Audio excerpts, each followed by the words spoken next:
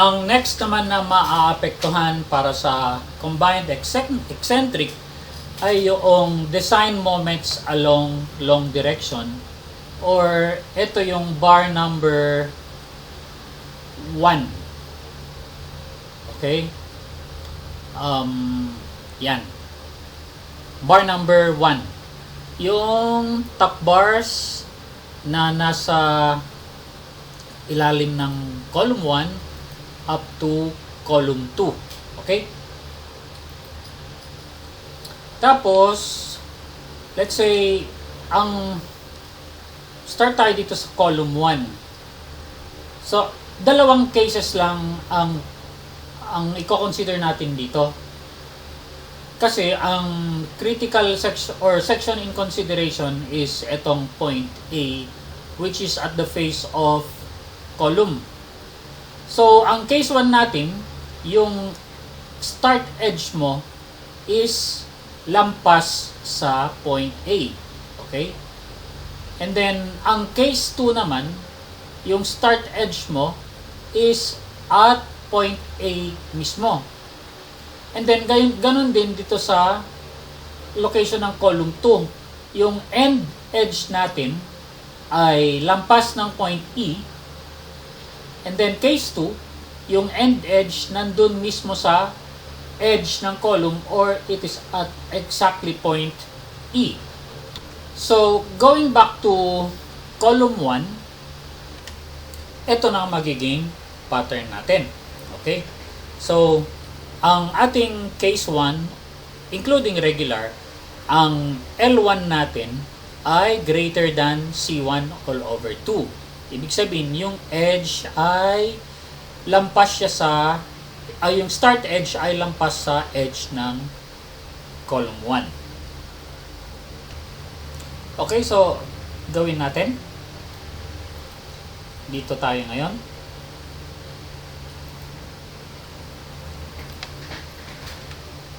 So if L.1 is equal to C.1 divided by 2,000, then print case 2. Okay? And then if L.1 is greater than C.1 divided by 2,000, then it is case 1.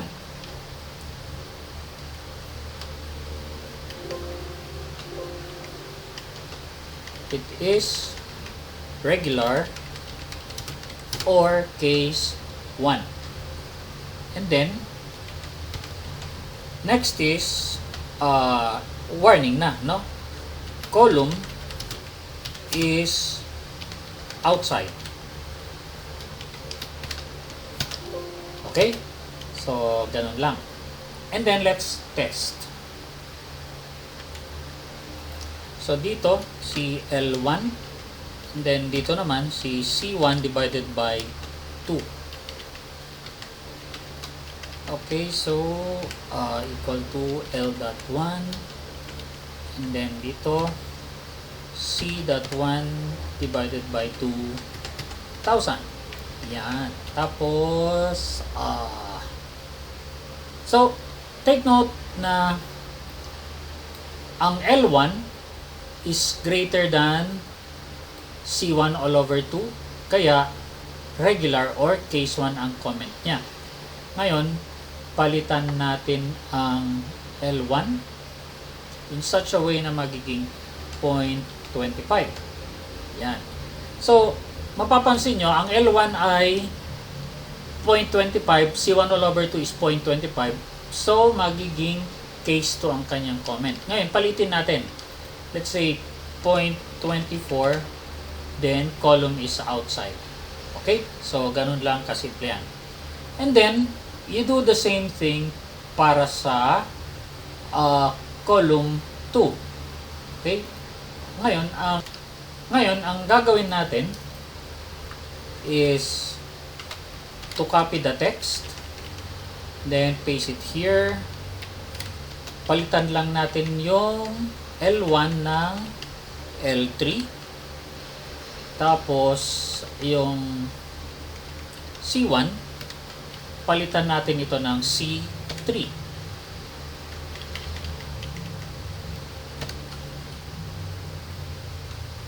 Okay? So, ganun lang. Next, bakit dito sa aking original meron siyang error? Dahil, syempre, column is outside. So, gawin natin 0.25 para maging case 2. So, mapapansin nyo ngayon, ang start edge natin, ang tributary niya, ay ang tributary L natin, or yung edge, nasa point A. Okay?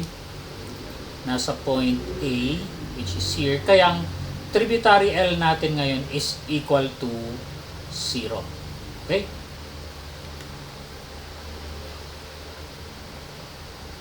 And then, para ma-edit natin to, okay? Take note na at start edge, or at start edge, yung original, no? L is equal to 0, and then at section A, L1 is equal to C1 all over 2. So, originally, ganito. Okay? At point A, L1 is to C1 all over 2. Which is this. At section A, tributary L is L1 all over C1 all over L1 minus C1 all over 2. Pero, kapag ang L1 natin naging equal to C1 all over 2, then magiging case 1. Ang point A natin ngayon should be equal to 0. Okay?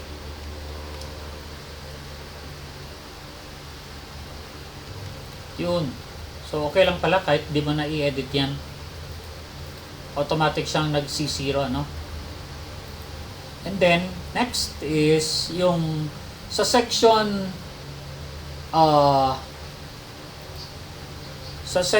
B to D, okay? You just adopt itong nasa regular. Ayan, section B, then section C, section D, i-adapt mo yan, ano? And then, punta tayo ngayon dito kay case, column, no. Dito tayo kay case 2, under column 1 pa rin. So, mapapansin nyo, pinalitan ko itong L1 ng 0.25, so case 2 na siya. Ang tributary L ngayon, okay, at point A, okay, case 2, is now equal to 0. And then, shear is also equal to 0. And then, ang moment left is equal to 0. Tapos, yung moment right ay this should also be equal to 0. Kaya, i-edit natin ito, no? So, dito tayo ngayon mag-insert. Yung equation na yan, ito yung original sa regular combined. Okay, so mag-insert ko dito. If this is equal to 0, then 0 ang i-input natin dyan. Otherwise, magko-compute siya. Yan. Ganun lang. Yan. See? So, let us check. Ngayon, palitan natin to. Gawin natin 0.26. So, hindi na siya 0. Nagkaroon na siya ngayon ng value. Okay? Tapos, gawin natin itong 0.25. 0 na yan. Naging 0 na rin ito. And then, 0.24. Pagka naging error na yan, okay, negative 1, magkakaroon siya ng value. Okay. So, paano natin ito i-edit na kapag negative yan is 0 din ito? Para sa akin, okay na yan. Hindi ko na yan i-edit. Kayo na lang mag-edit dyan. Okay, next. So, nasatisfy na natin tong equation na yan. Mu left is equal to 0.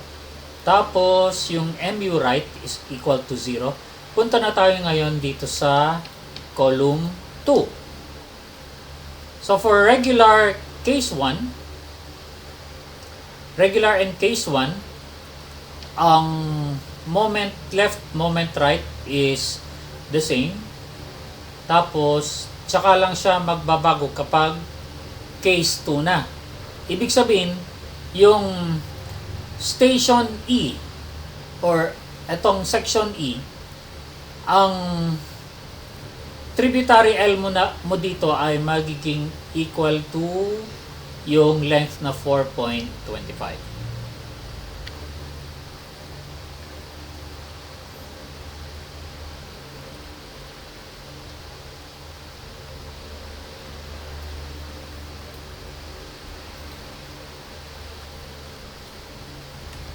So, i-check natin naman ito ngayon. Lipat ko lang dito. So, ito magiging L3. Tapos, ito magiging C3 divided by 2. Ayan, L.3. And then, C.3 divided by 2. Okay? So, let's check. Okay, so gawin ko tong 5 meters. Ayan. So, regular case 1. And then, palitin ko to. 4.75. Case 1 pa rin. 4.5 hanggang L3 is equal to C3 all over 2. Dapat maging case 2 na siya, no? So, 4.25. Okay, kundi pa. Then, 4.0 and 3.75. Yan. So, naging case 2 na siya. At this point, ang end natin dapat 0 na to. Okay, dahil yung end natin ay nandito na sa point E. Yung end edge natin nandito na sa point E. Kaya, itong end, ginawa ko na itong 0. Okay? Ngayon, itong point E, ang tributary L mo dito, ito na ngayon yung 3.75. Okay? Ngayon, pag palalakihin pa natin tong length, ibig sabihin, lumampas ka na sa point E. Say, 4.25. Ayan. So, nagkaroon ka na ng value dito sa end. And to do that, ganito lang yon. So, originally, ito ay L. Originally, this is simply equal to L. Okay? O, ayan. Pakita ko lang, no? Ito yung original niya, L. Ngayon, kapag papalitan ko to, let's say, para maging case 2, let's say, 4.0, ayan, and then 3.75, yan, see? Parehas sila. Dapat magiging 0 yan. And, to do that,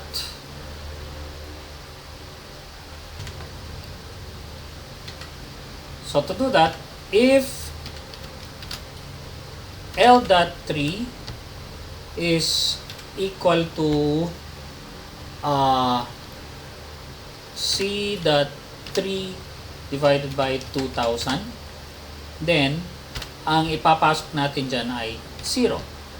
Otherwise, maglalagay tayo dyan ng value which is L. Then, close. Yan. And, ito ang ating ilalagay dito. Okay?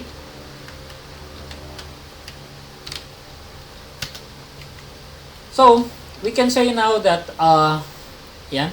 So, 3.75. Take note that L3 is equal to, L3 is equal to 0.25, and we know that C.3 divided by 2,000 is equal to 0.25. Yan yun. Okay? So, pag equal yun, maglalagay siya doon ng 0. Otherwise, kapag lumampas siya sa E4, doon pa lang siya magkakaroon ng value. And then next, ang nagbago dyan, dito sa column 2. for case 2 ay wala na. Same as regular. Okay? So section B to D, same as regular. And then next is design moments at transverse direction.